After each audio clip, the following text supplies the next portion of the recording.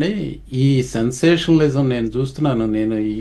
అంటే నేను విద్యా వ్యవస్థలో ఉన్నాను.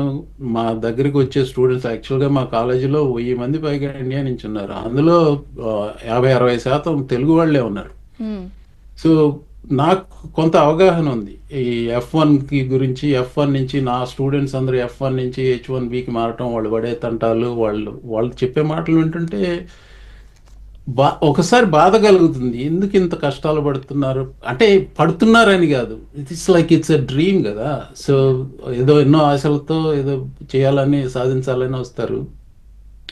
నేను అనుకోవటం ఇక్కడికి వచ్చి అందరూ ఈ H1B కానీ F1 కానీ రాజకీయంలో పావులు అయ్యారు.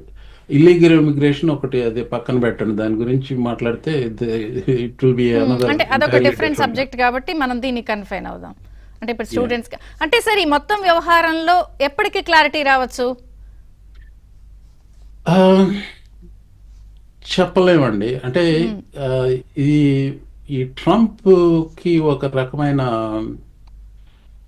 దాన్ని ఏమంటారు, ఫికల్ నేచర్, అంటే అన్ప్రెడిక్టబుల్ నేచర్ ఉంటుంది. He is predictable and also is unpredictable. He is predictable in the sense some of the things అని చెప్పినవి చేస్తాడు, కొన్ని హీ డజంట్ మీన్ ఇట్. చెప్పిన మాట అలా చేస్తాడని చెప్పి అతని బేస్ వాళ్ళు నమ్ముతారు. నా అభిప్రాయాలు నాకు ఉన్నాయిలేండి, అవన్నీ ఇక్కడ ప్రస్తావించను. కానీ but what I think is, అతనికి ముందుకు అంటే ఒక వర్గం వాళ్ళు చెప్పేది చెప్తున్నాను, నేను దాంతో ఏకీభించకపోయినా వాళ్ళు అనేది ఏంటో చెప్తాను. తన లెగసీ కోసం ప్రాకులాడటం కోసం పిచ్చి పనులు చేయడు అని వాళ్ళు అంటున్నారు. అరే, లెగసీ కోసం ప్రాకులాడేవాడైతే జనవరి 6న ఆ ఇన్సరెక్షన్ ఎందుకు సృష్టిస్తాడు అని చెప్పి ఇంకో వర్గం వాళ్ళు అంటున్నారు. సో మీరు ఏది నమ్ముతారు అన్నది అది మీ ఇష్టం. This is what is going on. So America దేశానికి ఏది లాభం అనుకుంటే అది చేయటానికి ప్రయత్నిస్తాడన్నాను. ఒక్కటి మాత్రం నేను చెప్పగలను, అది అతను సలహా ఇచ్చే వాళ్ళని బట్టి ఉంటుంది. ఇది కూడా ఒక్కటి చెప్పండి.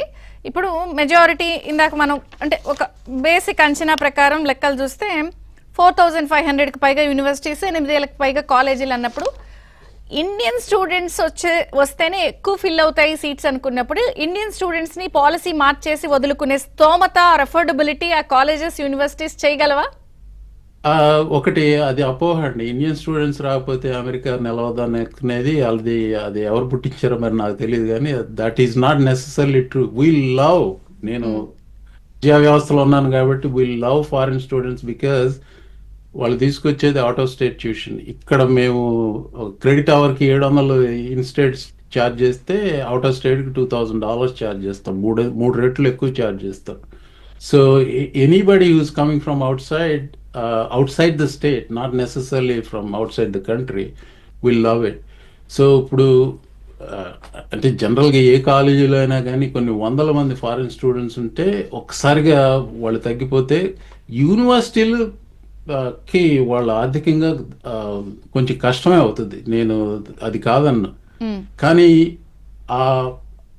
ఆ నేరేషన్ ఏదైతే ఉందో, ఇండియన్ స్టూడెంట్స్ రాకపోతే